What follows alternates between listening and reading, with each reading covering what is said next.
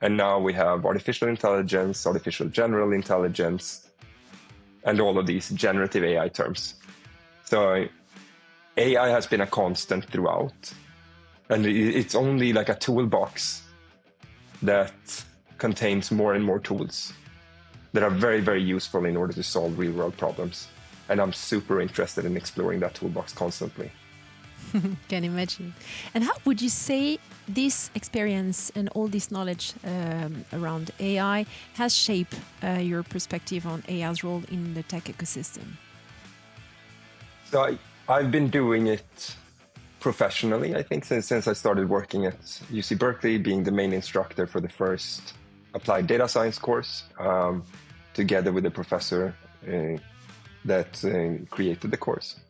And as I said earlier, like the toolbox and the tools in the toolbox, they become more and more useful over time. Welcome to Finscale, the show that takes you to the heart of finance transformation. Every week, Selene Niederkorn and her guests explore new initiatives shaping the future of the industry. Enjoy the show. Hello, everyone. Today on Finscale, I'm thrilled to have Alexander Fred Ojala, the head of AI at EQT Ventures. Hi, Alexander. Fantastic to be here. And hello, everyone. Yeah, really, really happy because I know we're going to dive into many different topics I find so exciting. So it's artificial intelligence. You joined recently as head of AI at EQT Ventures. You have an amazing professional path as entrepreneur, researcher. You have a PhD of UC Berkeley. Is it correct? It's actually a master's, but almost a PhD. I declined the PhD program. Okay, perfect. So, that would be interesting that we start by this. Can you tell us where you come from? What's your professional background before joining EQT Ventures? Absolutely. So I grew up in Borås. It's a very small town in Sweden. It's actually the rainiest city in Sweden, and Sweden is a fairly rainy city, or a rainy country, I should say. So I wanted to move from Borås as quickly as possible. Not to discredit the town in any way, but I moved to London when I was 19. Then I was a waiter at a champagne bar, and I did sort of clerking at a video store. It taught me that the world is big and that you need to build sort of credentials over time. At university, I did engineering physics. But after my bachelor's, I was kind of tired of the physics, to be honest.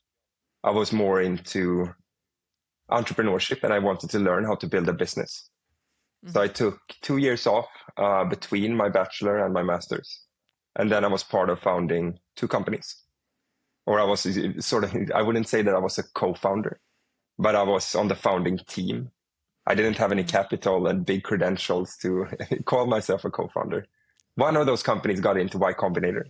It's called Wheelies, and it was together with the PR agency Studio Total that I worked for a while. And then I co-founded a job tech startup in southern Sweden. And it was so empowering and also emancipating to be in a setting where people took an idea to something that had real world impact on like the global business and to drive innovation at a scale where you were competing with the rest of the world. So 2 years into that journey, when I was the CMO for that job tech startup, then I was accepted into UC Berkeley to finish my master's. That was one of the greatest sort of professional paths where I had to choose one way or the other. After a lot of sort of discussions with my ex-girlfriend and people around me, I chose UC Berkeley. And that's also one of the maybe best decisions that I've made. I love the people that I ran the startup with, but it was even more important for me to get to the Silicon Valley, to complete my master's, and to do that with a professor that wanted to start a company on the topic that I wrote the thesis about. So we had a company in the Silicon Valley with another Berkeley professor and a PhD student in computer science. That was about how do you quantify innovation capabilities for other organizations. And that led me also to become a faculty member at UC Berkeley, because that professor wanted me to teach on topics like mathematical statistics, applied data science, machine learning, deep learning. And I had a great sort of adventure in the Silicon Valley area and at UC Berkeley for many years. Hello everyone, I'm stepping in for a minute to thank you for being by my side for nearly 5 years. This show fuels my own reflections on the projects I support, whether it's with entrepreneurs or investors in France, Luxembourg, or across Europe. If you would like to discuss the challenges of transformation in investment, the creation or development of investment vehicles or companies, or even just the operational aspects, feel free to reach out on LinkedIn and enjoy the show. And what is the link with artificial intelligence? I mean, what are the different moments where you touch upon the subject? I would say that I have been interested in artificial intelligence my whole life. It's only that it's being called different things. So the terms today, if you talk about generative AI or large language models or agents, is a very popular term right now.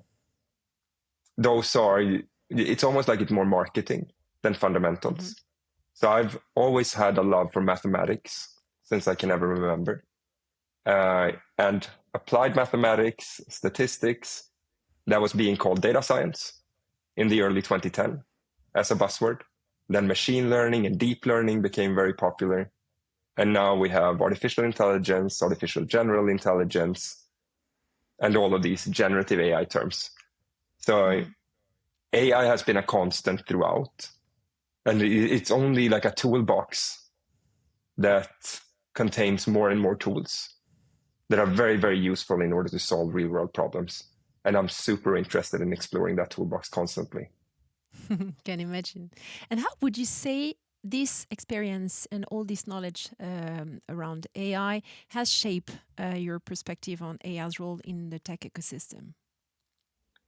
So I've been doing it professionally, I think, since I started working at UC Berkeley, being the main instructor for the first applied data science course, together with the professor that created the course. And as I said earlier, like the toolbox and the tools in the toolbox, they become more and more useful over time. So the impact that they can have, I mean, if we rewind back the clock to let's say 2016, then there was a lot of buzz and hype around chatbots and how they could automate customer support tickets and how they could be useful for different businesses. Let's see, the light got a little bit dimmer here, but I think that's fine. But chatbots back then, they were not really useful. They couldn't automate more than 30% of customer support tickets. Those projects could take 18 months to deploy at scale in a business setting. However, that experimentation was so important. And also the hype around natural language processing as a technology back then led to the discoveries that we are enjoying today with the large language models. And any company today who wants to automate digital customer support flows and tickets, they can do that with a full end-to-end automation degree that is up to 95%, 97% in some cases. Mm-hmm. And it only takes a couple of weeks to deploy this to a full organization. So it's almost like the technology advances so rapidly, and capabilities that only a couple of years back would have been science fiction are true today.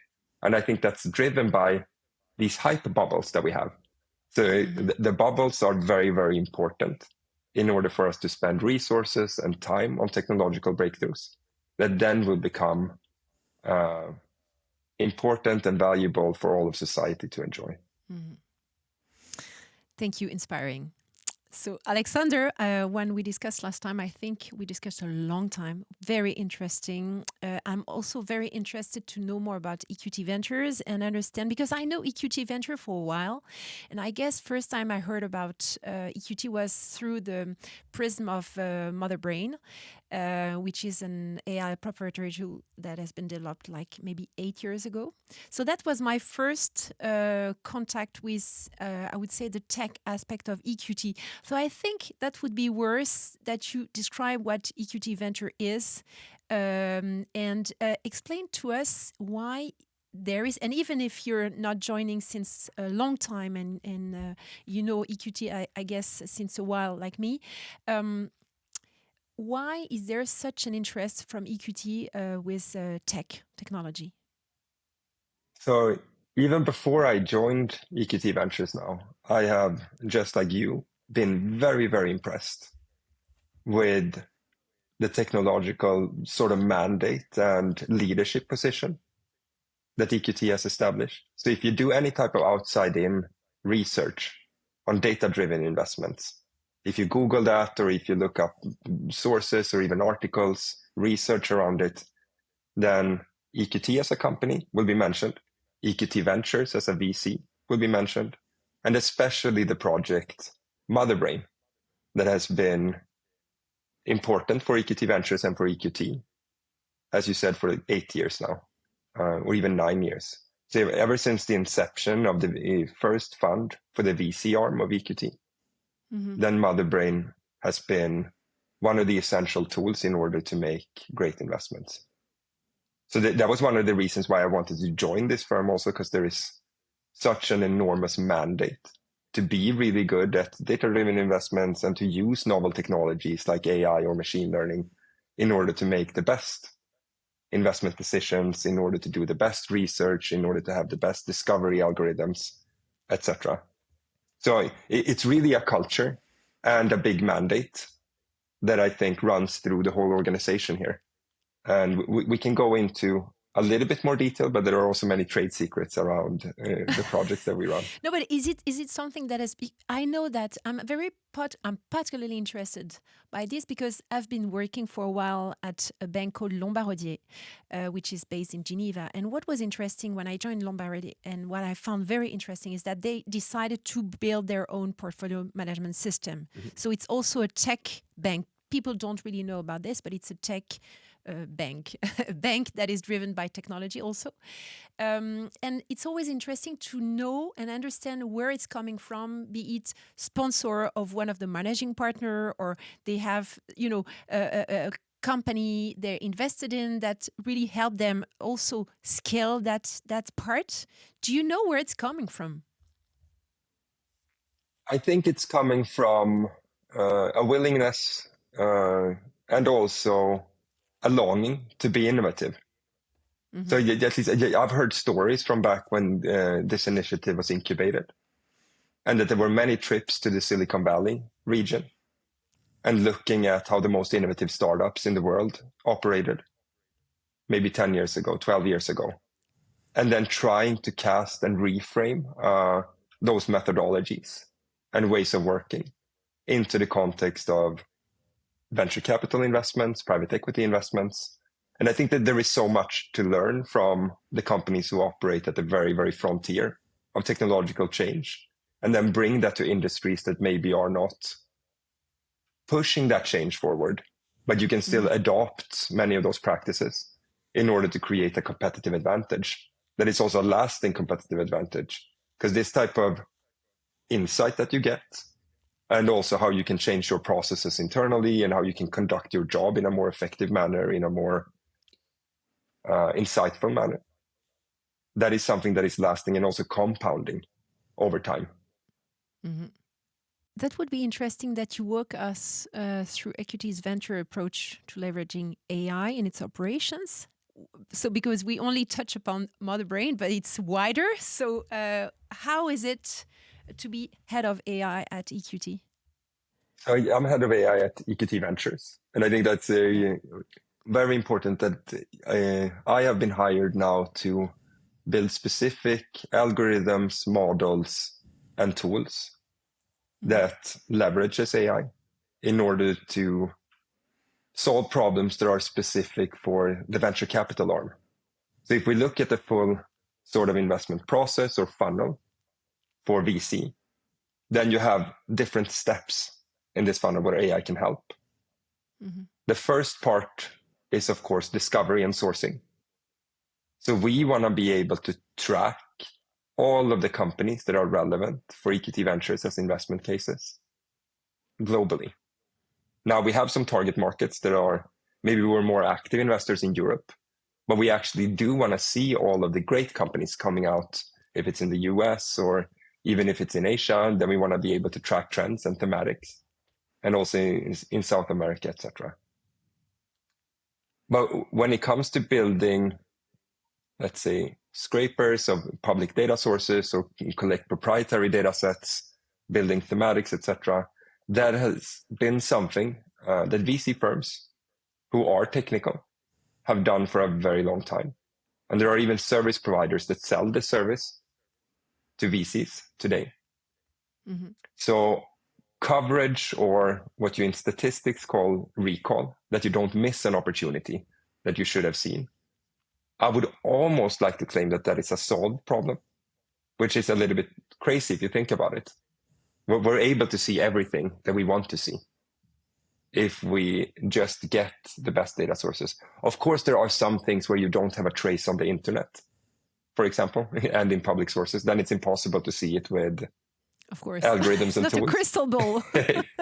But then we're very, very fortunate and lucky to have some of the best investment professionals in the world working here.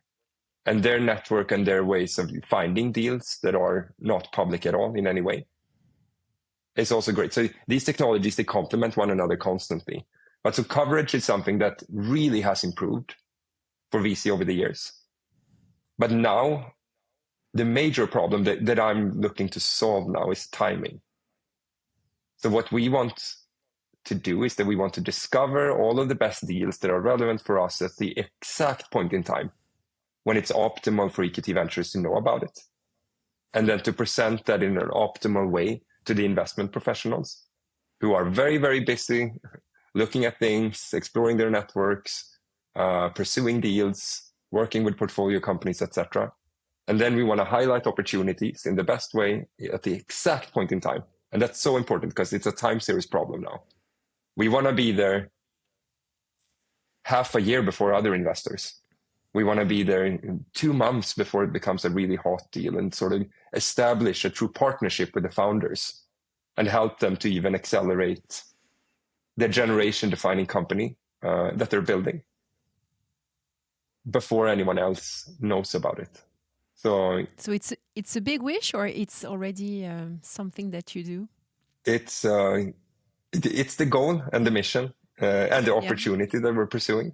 And of course, we are taking steps in that direction and we're seeing promising results, but it's far from a solved problem.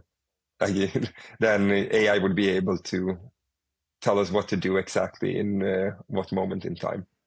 But that's one part of the problem. Then when you have identified opportunities at the right point in time, then you also want to be able to prioritize them. You want to be able to say, okay, this is what we should spend the most time on. And then also when we do due diligence on a deal, you want to enable the analysts and the investment teams to have the best decision-making process. And what that entails is that they need the insights that are the most valuable. They need to be able to crunch the correct numbers. They need to be able to do competitive landscape mappings, etc., and speak to the best experts. This is very difficult for 1, 2, 3, 4, or even 10 people on a deal team to do.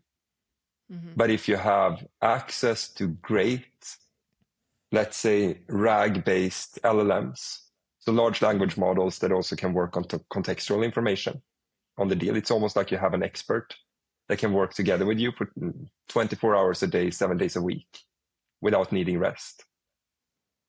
And only to have that type of team member on a deal team is so important.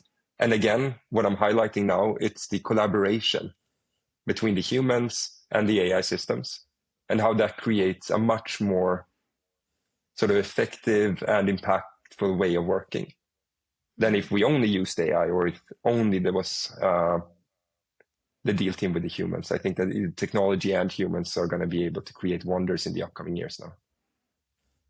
So it's one thing to identify targets, it's another to perform due diligence, but there is a third element that you didn't talk about, is the human aspect of venture. Yep. Venture capital remains a human business, and you need to also have, important human skills to connect also favorably with the entrepreneurs and just to convince them that you're the right fund to go with.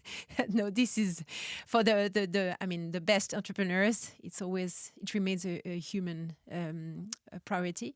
So how do you also consider those aspects first? And then second element, you mentioned the investment part, but you didn't mention the ongoing management of the portfolio and when it's the right moment to exit from the business. So could you please elaborate on those two aspects? First, human, and then the management of the portfolio. I think the human aspect is only going to get more and more important. And that the AI aspect of investments that we have discussed now, those things are going to become commoditized. Right now, you can create a competitive advantage by leveraging technology in smart and novel ways. But it won't be very long. Maybe it's like a time horizon of 5 years or 7 years when everyone can do what the best technology investors can do now, or the best investors who leverage AI as a technology. So because of that, the human element when it comes to networking, when it comes to forming a relationship, when it comes to having a clear thesis on how the market will develop and picking and choosing companies, and also thematics for the fund. Those traits and characteristics of an investment firm are going to be even more important because that's how you drive alpha. So one thing is sort of market beta and getting up to speed with the best investors, having the same overview. And then it's picking from what you have available. And it's also about winning deals. And I think that humans will be able to win the most competitive deals when you have the greatest investors in the world around the table. Then it's a human element that you want to present the benefits to the founders of the business of collaborating with you and how you can be the best partner with them, because it's going to be a long journey. I've been an entrepreneur myself before I joined here for 5 years, and it is a constant daily struggle. It's a beautiful struggle because you're creating impact and you're doing it with people that become your friends, etc. But you need to have the best partners and collaborators in order to be successful.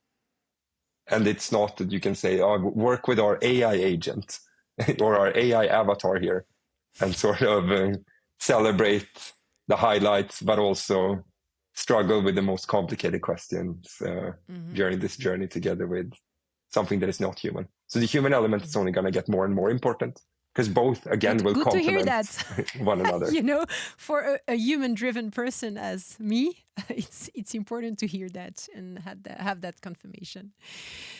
Okay, so and when it comes to the management of the portfolio companies, do you use also AI to identify signals to maybe, I don't know, I'm maybe exaggerating the use of AI, but I would imagine that you can, through the figures of the company, through also media sources, get some more insights about the company.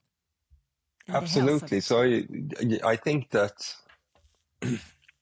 AI as a technology is important in all aspects of almost any business that has to do with decisions that are going to be made, predictions that you can do, or information that you can analyze. So even when it comes to decisions around what company should we invest in, acquire, what type of merger should we do, when should we exit, how much should we exit, when is the market timing correct? Now you have the opportunity to collaborate with AI, and the sort of barrier of doing that and utilize these powerful technologies, that barrier is only getting lower and lower.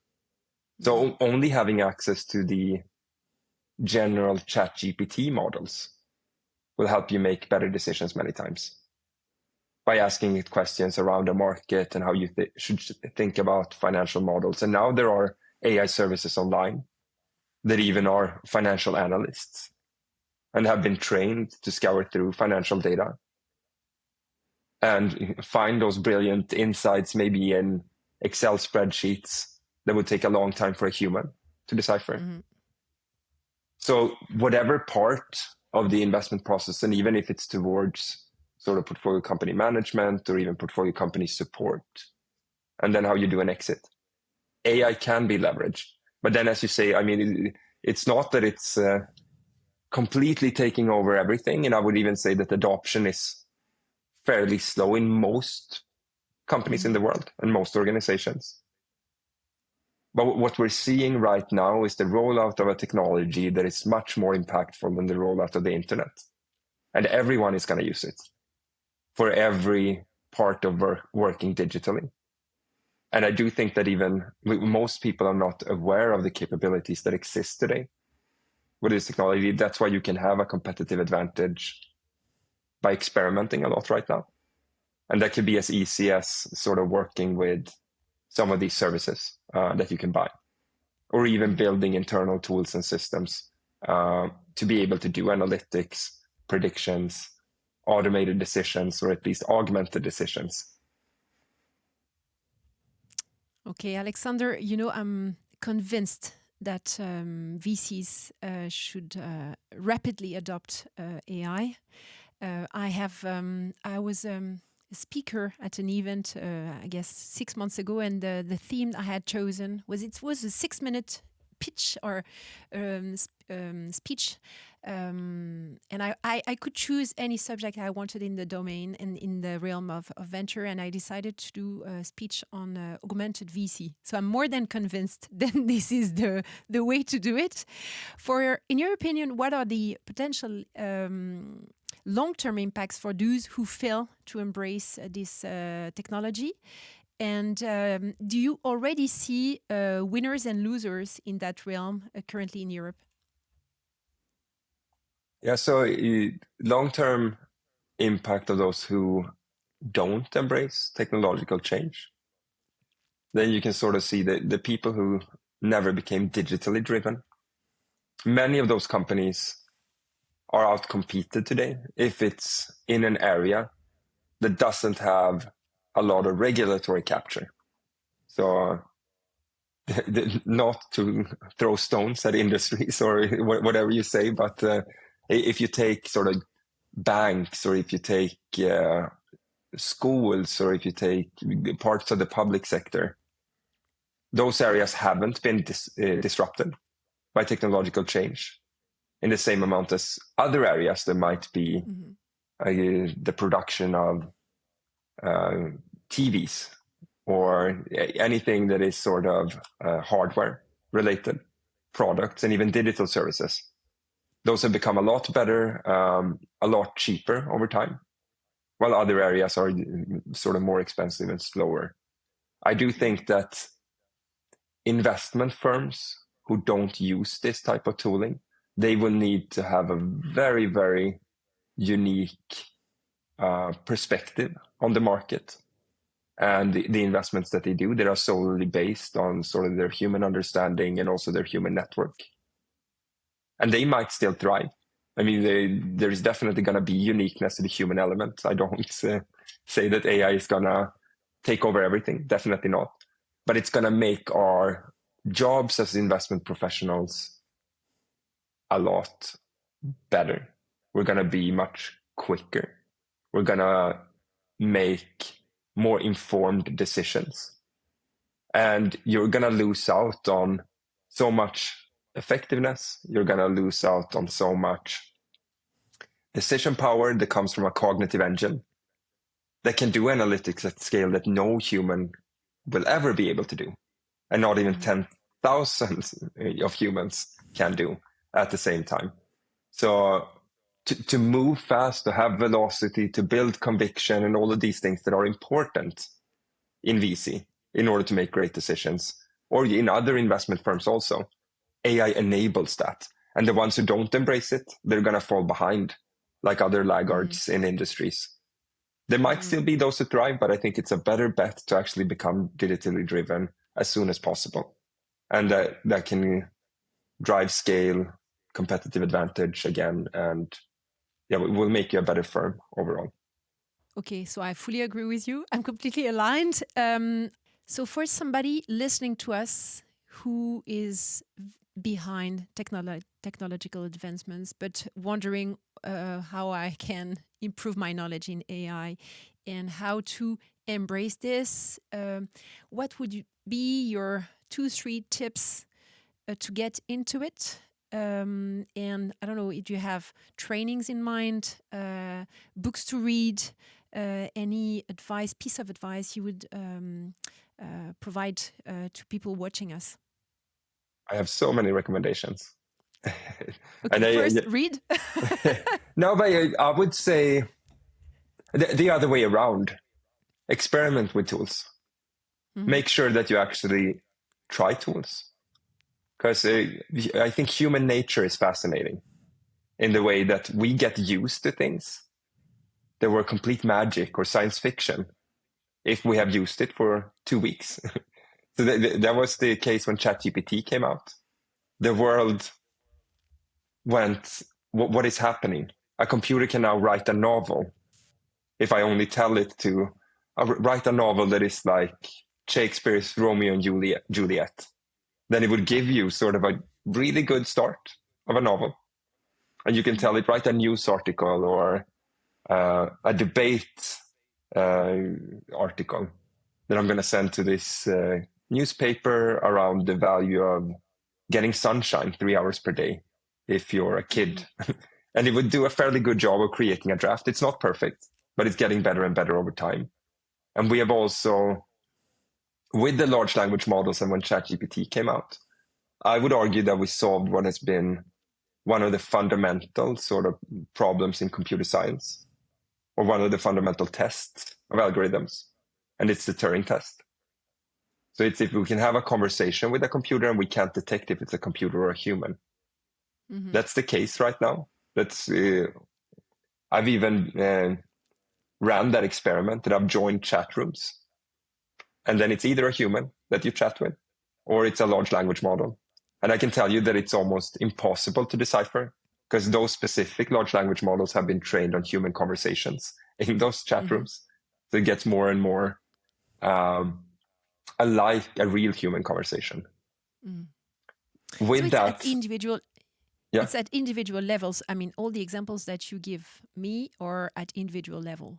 I fully agree with you. But for an organization that is still running everything on Excel and Slack, for the luckiest one, what would be the main steps to achieve? So recruit a head of AI, implement a few tests with external providers. Yeah, the different steps, pillars to keep in mind, to move forward. I would recommend the organizations to find champions within the organization. So before even recruiting someone who is external, find the people within your firm, and hopefully there are some. Otherwise, you might need to recruit a person, but that actually enjoys working with these tools and who would love to explore. Because if those people then can turn to the process that already exists in the company and say, at least in the process that they are working with and the day-to-day operations that they do, and they can show how impactful these tools are, that's going to wow the rest of the organization. And also have a strong mandate from the top that it's important to experiment with this technology. There exists enterprise solutions today, so you don't have to worry about data privacy. The cost of using this. A year ago, it was fairly expensive. The costs are down year by year with 98%. Wow. So it's only 2% of the cost that it was a year ago to do things now with large language models. And that's one part of AI. I mean, then we also have machine learning, you have predictive models, etc. But start somewhere where it feels like science fiction and where you're saving hours of tedious work that you don't want to do, and actually show how easy it is to operate these tools. Because I think you need to demystify it for big organizations.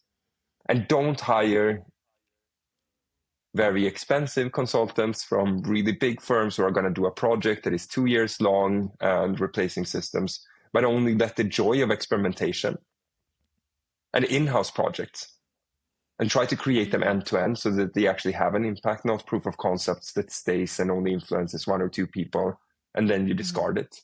But try to bring the value of those initiatives out to the rest of the organization or to the customer so that it actually has some impact. And don't wait. I think that's the most important takeaway. Rush. No, but start it yesterday. Seriously, because the advantage that you get I like the analogy of like when the internet came out, it was very, very difficult to navigate the internet. And then we started to see search engines. And if you knew how to operate a search engine for information retrieval before everyone else, your information advantage was enormous back in the 90s. That was even the case when I went to sort of middle school. I was better at the equivalent of Googling back then or searching on Alta Vista than my teachers. Because of that, I could leave the best essays in that they thought I was a genius, but it was only because I knew how to use the internet. And we have the same opportunity today that if you know how to use AI tools, and if you can let that affect your business organization, then you're going to run faster. Sometimes it's so complicated. I had a discussion yesterday with a prospect of mine, and he was amazed to see me talk with ChatGPT and watching me like, wow, you talk with ChatGPT?